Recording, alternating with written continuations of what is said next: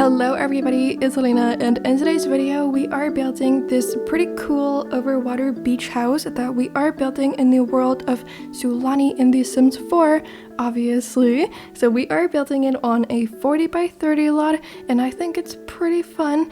It has 3 bedrooms and 3 bathrooms, so it's like fairly big in my opinion, and it fits a total of 4-ish Sims, maybe 5 if you wanna, redecorate it a little bit or something, I don't know. But yeah, it fits around 4 Sims, and I had a really good time building it. I really love Sulani. I think it's beautiful, and I like to build on these overwater lots. I think they're very fun, so obviously I enjoyed building this house. And this is basically like a house that consists of 2 separate buildings in a way, and then they're connected by the roof, which makes it look kind of fun and funky, and I think it's cool. I don't know, I was just kind of playing around with the shape of this house, and then we ended up with the way that it ended up looking. I don't know, you saw it in the thumbnail, so you know what I mean, right? Yeah, and I just think it's a fun house, and I hope you all like it as well.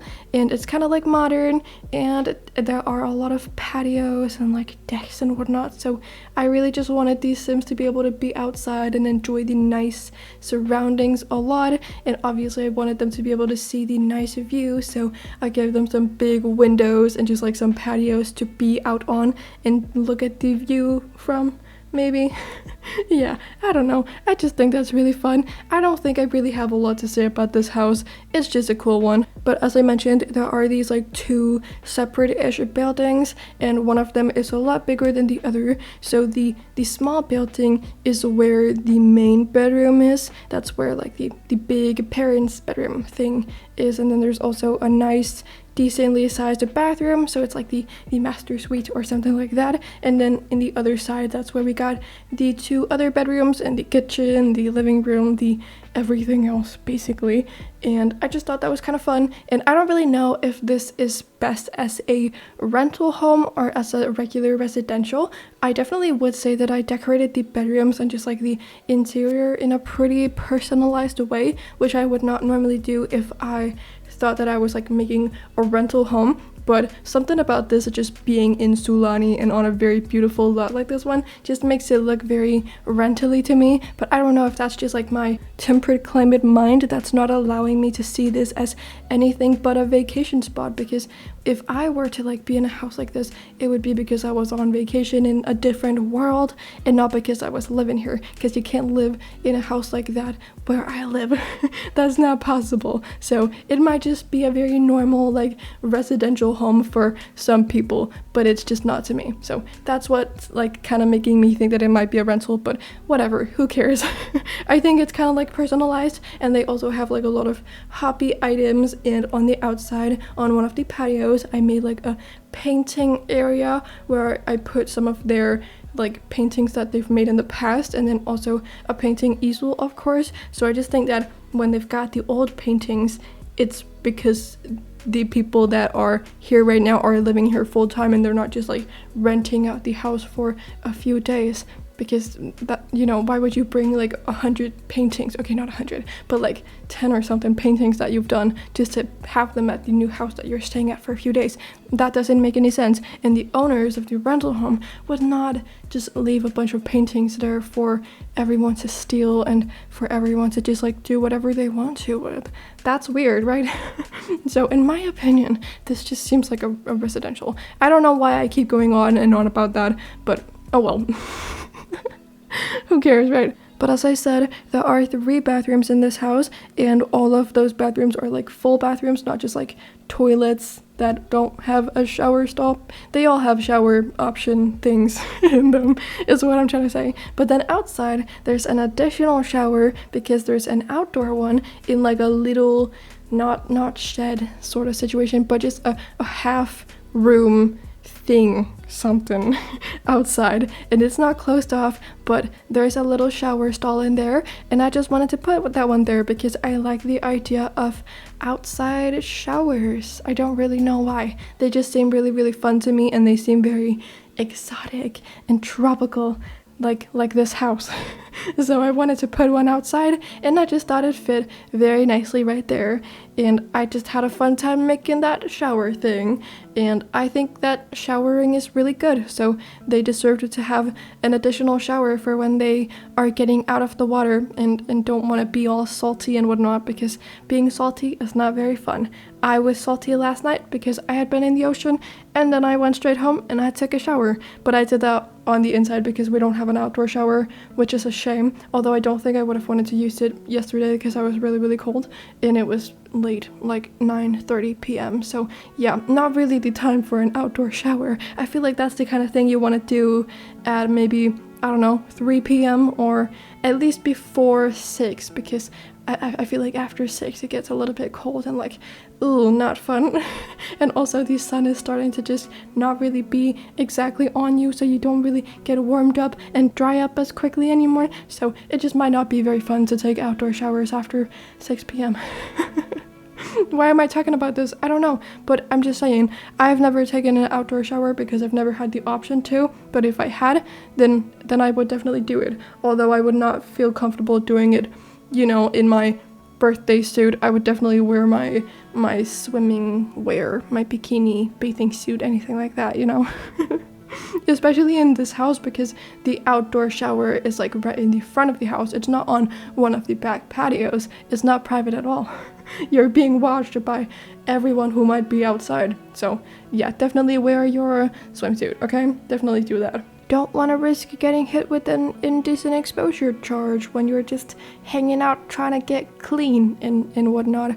Although, would you even get in legal trouble for, you know, exposing yourself in that way when you're technically on your own lot, on your own property? Could you get in trouble for that? I don't really know.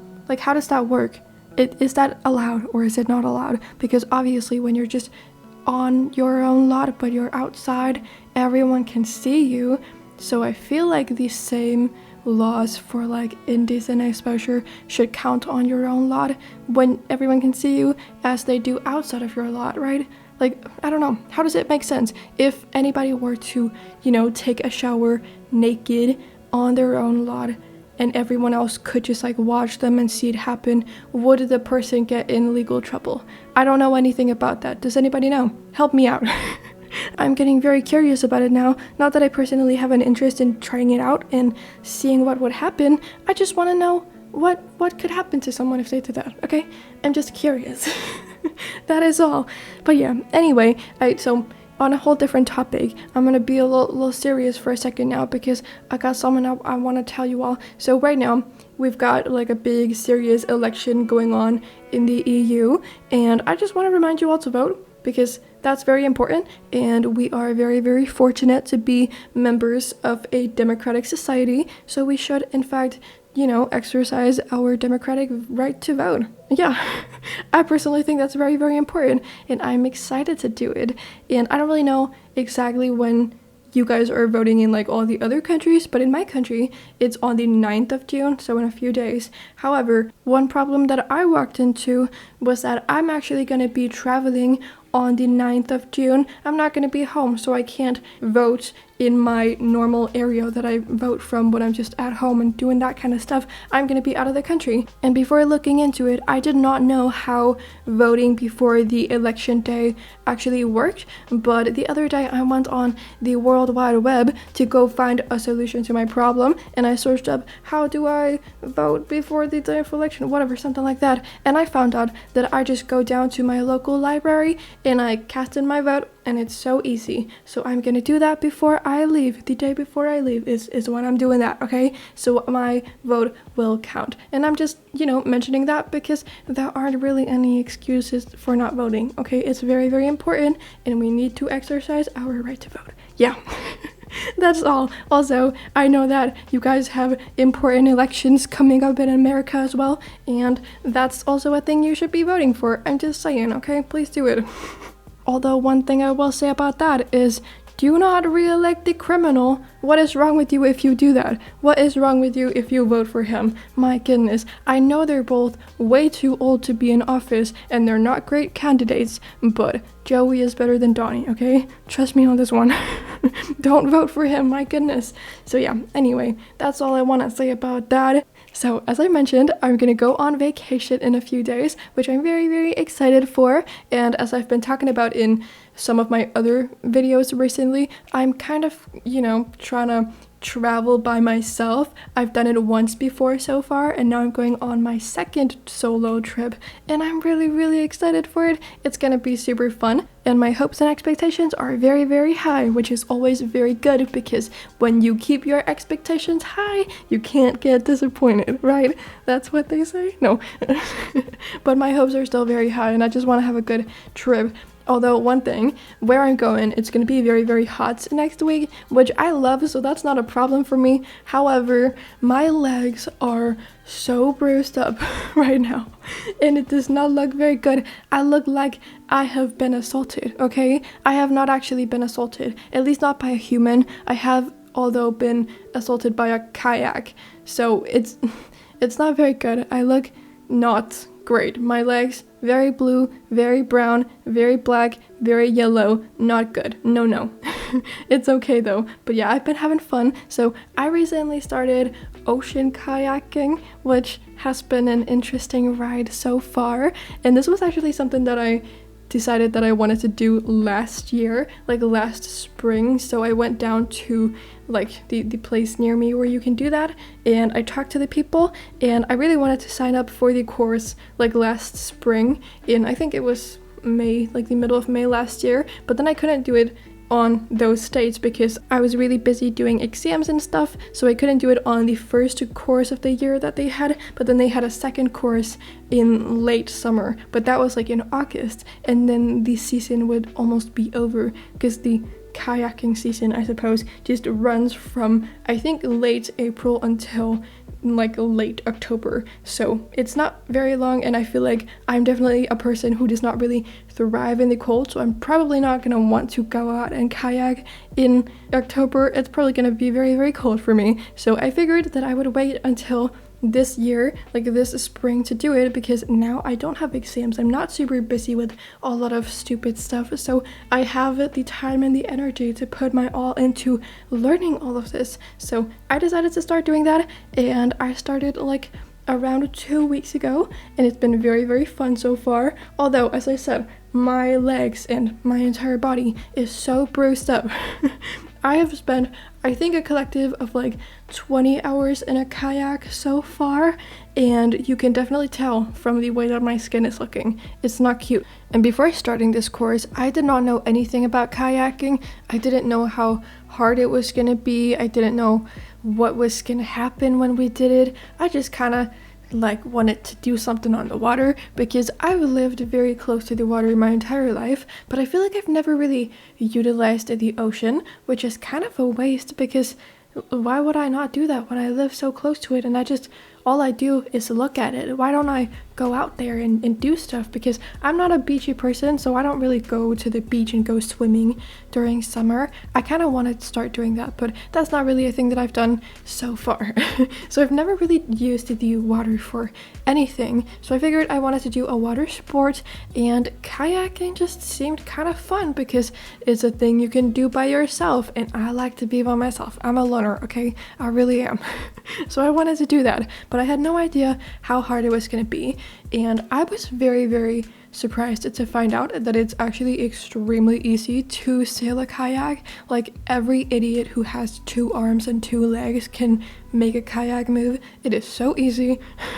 And the different like techniques that I've learned so far have been easy. I'm assuming that there are a lot of way more advanced techniques that are super difficult, like doing one of those Greenland turns. I don't remember what it's called. I don't know the English term for it, but you know, where you like sit up straight and then you do a 360 in your kayak, and it just looks really, really cool. That sounds so difficult, and I obviously do not know how to do that yet because that's like very cool.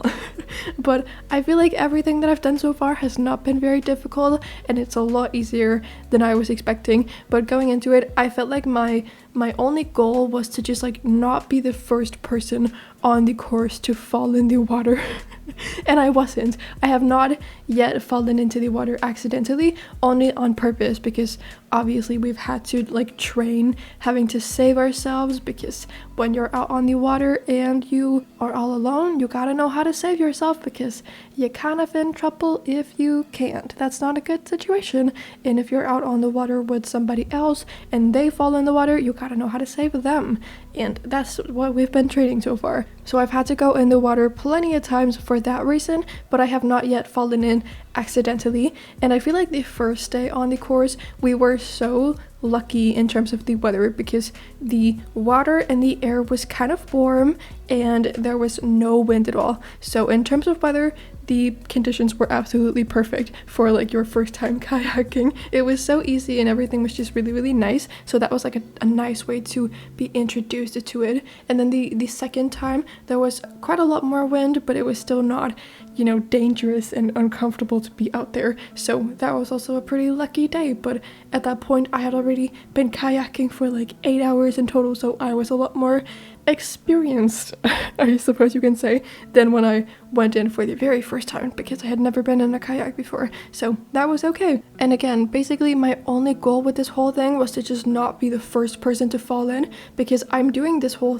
training kayaking program stuff with a bunch of other people, and I figured that a lot of us were bound to just fall in the water a bunch of times, and so far I have not done it accidentally, and there's only one person who has fallen in when it was not on purpose, and he's done it twice. So I feel like that's kind of embarrassing for him, or I don't know if it's embarrassing, but he's just done it, you know, twice more than the rest of us have. But yeah, I was very, very surprised to find out that you don't just like fall in all the time when you are a newbie. I thought you would, but no. But then again, that might be entirely different if the weather conditions are, you know, a lot worse because we got very, very lucky the first and the second time. But I went out again last night and there was definitely a lot more wind, so it was quite hard to work against the wind. That was not the easiest thing ever. So, you know, there are a lot of stuff you need to learn in order to be good at kayaking, but so far I am a lot better than I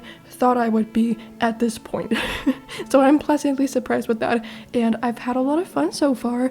And in order to get my like ocean kayaking license, which I'm like working towards doing right now, which will allow me to go out on the open water by myself with no other person who's like trained in it and whatnot, I will have to sail 50 kilometers in total, and so far I've sailed 28, so I'm more than halfway there. That's pretty cool.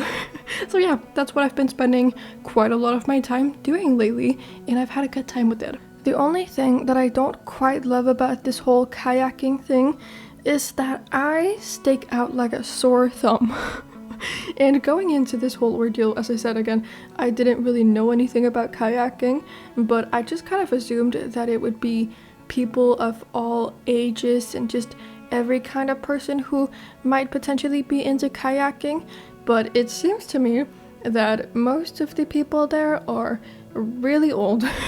The instructors of the course seem to all be like in their mid-60s or something, and then the other people on the course that I'm taking right now are between like 40 and 55 or something like that. I'm not very good at like judging people's ages just based on their looks, but that's what I would assume. I am the only person under the age of 40. I'm 21. I stick out like such a big, fat, red sore thumb because I am just a tiny little baby and I don't feel like I really fit in at all. And this whole thing is a lot more community based than I was expecting, and that's also like a little bit, I guess, off-putting in a way to me, because again, I started kayaking because I just wanted like an ocean activity that I could do by myself. If I wanted it to be a community thing, I would sign up for like another kind of rowing where you do the thing like with a bunch of other people in a boat. I would do that, but that's not what I'm interested in. I'm a weird loner. I just want to do things by myself. I know it might seem really, really weird to really outgoing people, but that's just what I'm like, okay? And that's okay.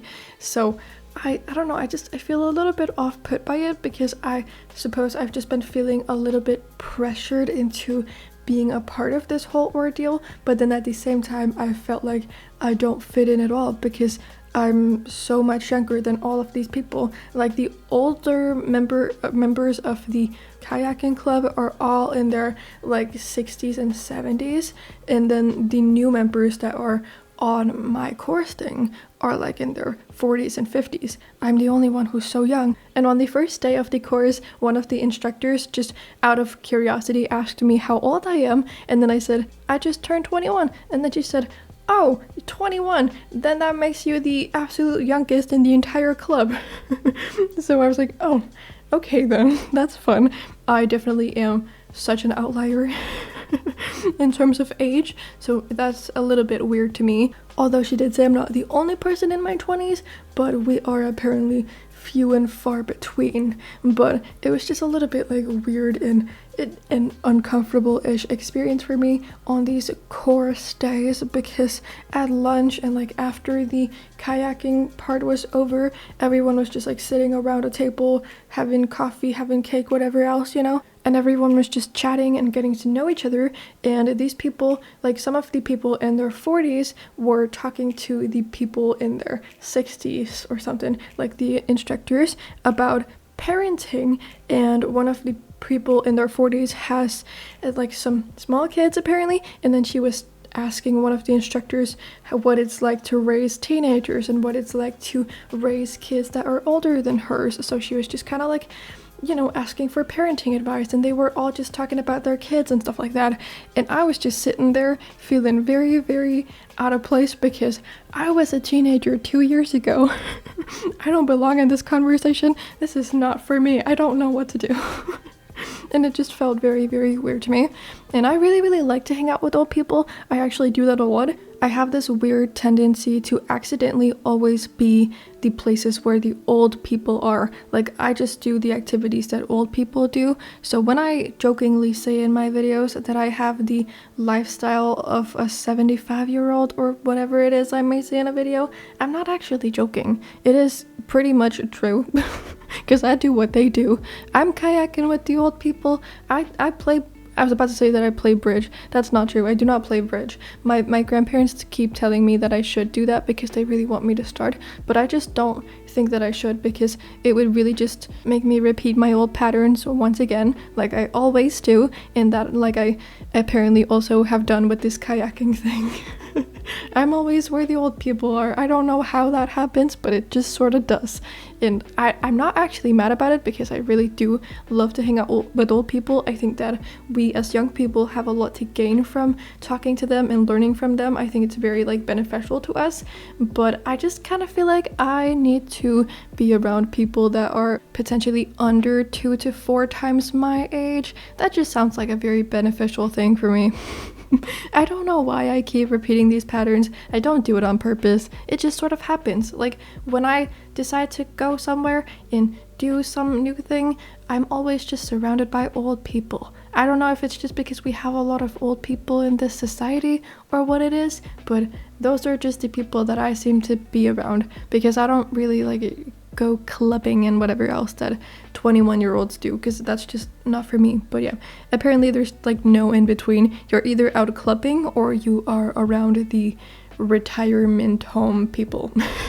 I don't know, but it's okay. I quite like it. And my new kayaking bestie, the woman that I've been talking to the absolute most at this course, she's really cool, and she's in her like mid-40s, I would assume, and she has kids my age, and that's just like so fun for me, and also one of my tendencies and one of the patterns that I tend to repeat all the time. I always just feel very attached to women that could be my mom. That's just who I am, okay? That's what I do. I'm sorry, like if I meet you and you're a woman who's like 20 to 35 years older than me, you're gonna be my best friend. I don't make the rules. That's just how it is.